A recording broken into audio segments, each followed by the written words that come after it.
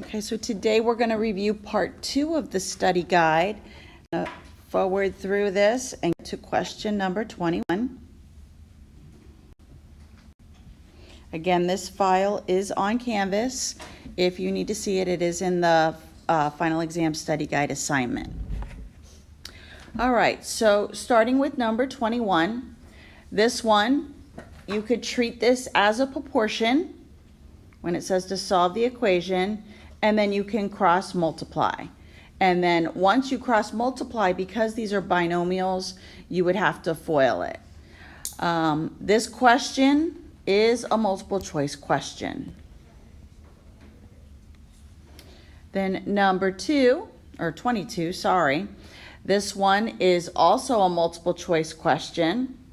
It says to write an equation in slope-intercept form. So again, you need to memorize that slope-intercept form is y equals mx plus b. And then from there, I'm going to plug in my given information to find my b. So again, the ordered pair is your x and your y. The slope that's given is the m. So you're going to plug in those three numbers, solve for b, which is what I did over here. And then from there, plug back in the same slope and then the b that you just calculated. And then it's in slope-intercept form. Number 23 is also multiple choice. So what you're going to do here is, notice it says write a system of equations that has no solution. What you're going to need to do is look through the multiple choice options until you find the pair that has no solution. So again, for the no solution, you're trying to get the variables to cancel. And then once you're left with your statement, it's not going to be a true statement, and that would be false. Yes? On the test, is there any chance that instead of this, you might put write a system of equations that is an identity? No. Or are you just going to put no solution? I'm going to put no solution. So I'm basically telling you how to do the problem.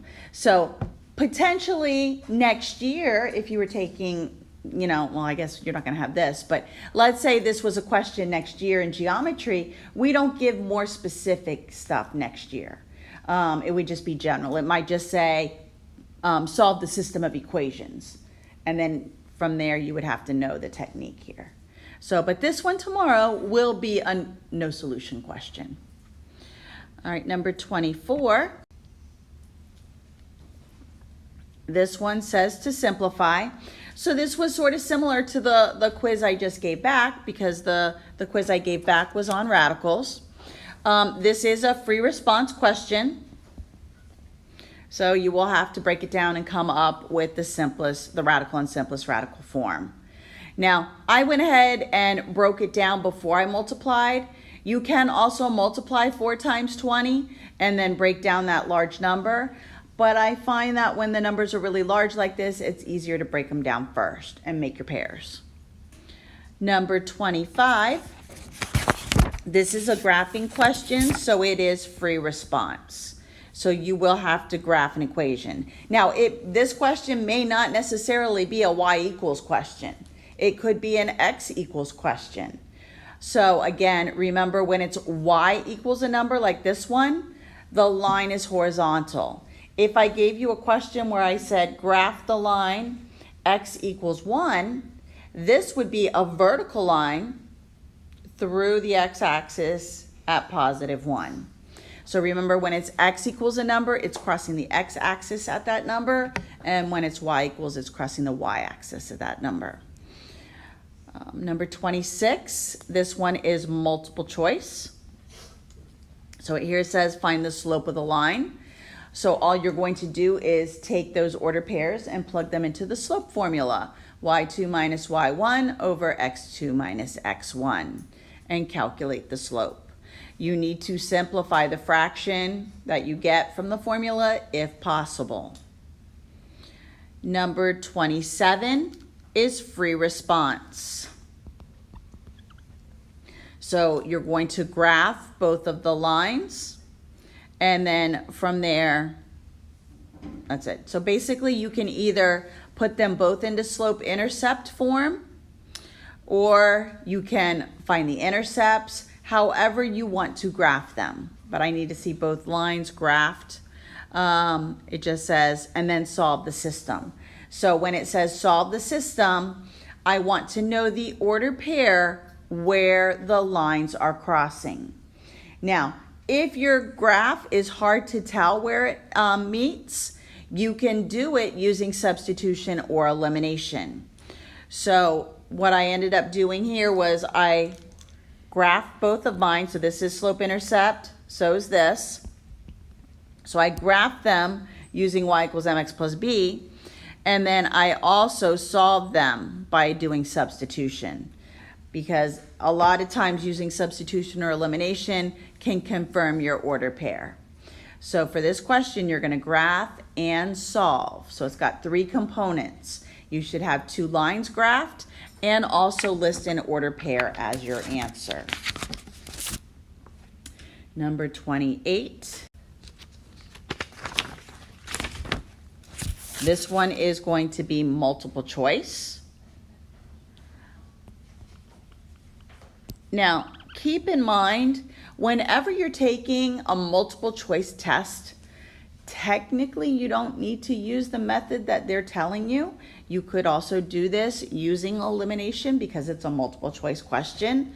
On the multiple choice questions, there is no partial credit. Whatever letter you have written on the line is your answer, but the free response do have partial credit. So for this one, again, because it's no partial credit, whatever you write on the line is the answer.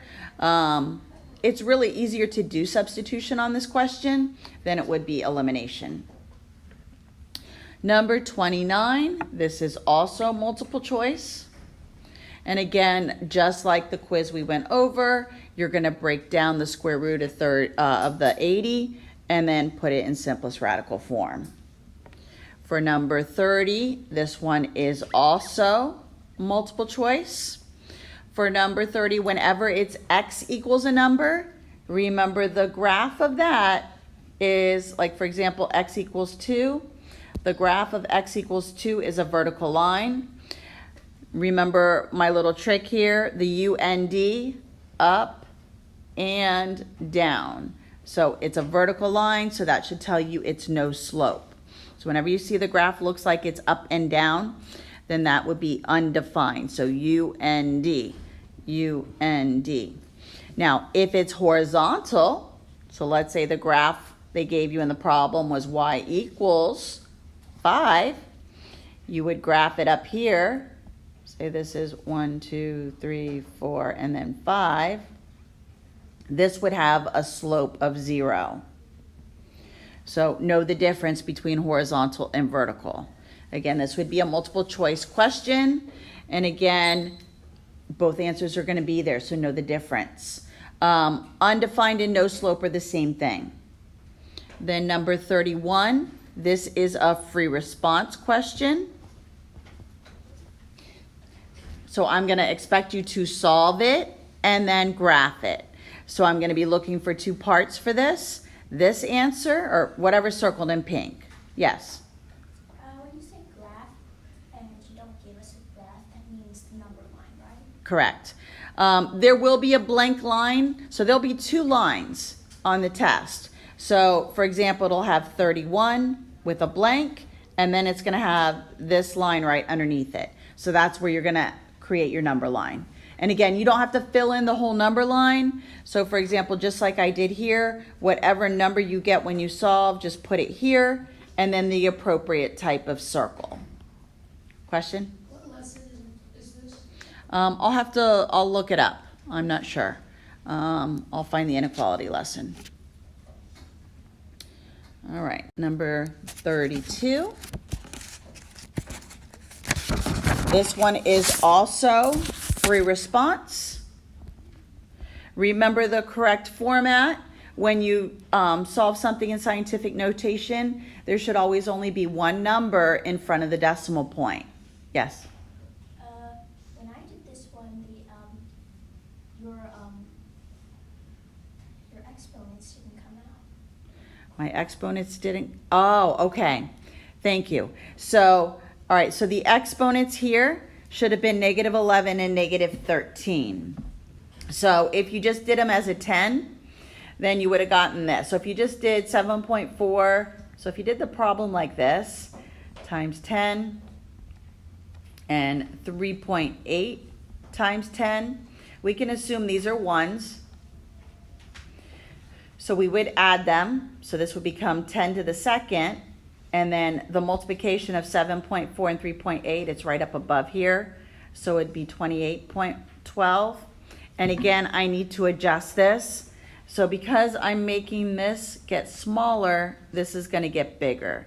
So I would add 1. So if you did this as just times 10, your answer should be 2.812 times 10 to the third. All right, but what should have been there is a negative 11 and a negative 13. But you just, either way would have helped you to practice it. Number 33 is a multiple choice question. For this one, you need to distribute that exponent of 3 here to everything inside the parentheses. So it's going on the whole number 3, and it's also going on the x cubed. Number 34, this one is also multiple choice. Now, you could have done two ways here. You could have either found the value of k and then plugged it back into the formula. I find it a lot easier to just set it up as a proportion. So I did y over x, y over x. Now, over here, I did not reduce the fraction 15 over 10, but over here when I did it, I simplified it. So either way will work. So your answer here is 42. Again, this is a multiple choice question. For number 35, this one is also going to be multiple choice. So both of these, because it says to use this function for both 35 and 36. So both 35 and 36 are multiple choice questions. Remember, when you have the function set equal to 0, that's what you're going to do. You're going to solve it. So you would multiply both sides by the denominator to eliminate it. So that would cancel. And then you have to factor what was remaining. Factors of 20 that give you negative 9. Because it says to find it, you're solving it. Then the next one, when it has h with a 0 in the parentheses, they're expecting you to substitute x equals 0 into the problem and then solve it. You can leave your answer improper, or you can divide it for number 36. Okay, everybody good so far? Almost there. Number 37. This one is asking you to simplify the radical. So basically anything we just did on that quiz and on your last test. It could be anything from that radical chapter. It could be adding them, it could be multiplying them, it could just be simplifying. Just know that you need to break down the radical and then multiply what remains. So this one is a free response question. Number 38 is multiple choice. So for here, again, this function notation is expecting you to take that negative 3 and substitute or plug that in for the value of x, and then follow order of operations. So make sure when you're plugging in negative 3 that you do the exponent first. Do not multiply it by 2 first, or you will get the wrong answer. So you will evaluate the exponent, then multiply by 2, and then go back and add and subtract. So you're following PEMDAS, or order of operations, after you substitute in a value for your variable. 39 is free response. So for this one, you would have to factor it and then simplify it. So it'll be a simplified fraction. Then number 40, this one you needed to find a common denominator and then simplify it. So my common denominator was x plus 3, and then I needed to put that underneath each one of the terms and then combine my like terms. Number 40 is also going to be free response. Now, this simplify question on 39, it could also have radicals. It's just going to be a simplify the fraction question. Okay, so if I give you something like this, let's say it's 5 over square root of 5 over square root of 40. I could reduce this first and make this 1/8 and then start rationalizing. Now I could break down the 8 first. 4 times 2, 2 times 2. They're all still under the radical. Make a pair of 2's. So 2 radical 2. So my denominator is now 2 radical 2, and it has the square root of 1, which is 1. I need to rationalize this. So I would multiply top and bottom by root 2. This comes out. And then root 2 on the top. So then my final answer here would be square root of 2 over 4. So when you hit 39, it's a simplify fraction. And your fraction could have radicals, or it could be something where you have to factor and then cancel. So this is part 2. So questions 21 through 40 tomorrow. And that will be the last thing you do here in this Algebra 1 course. Any questions?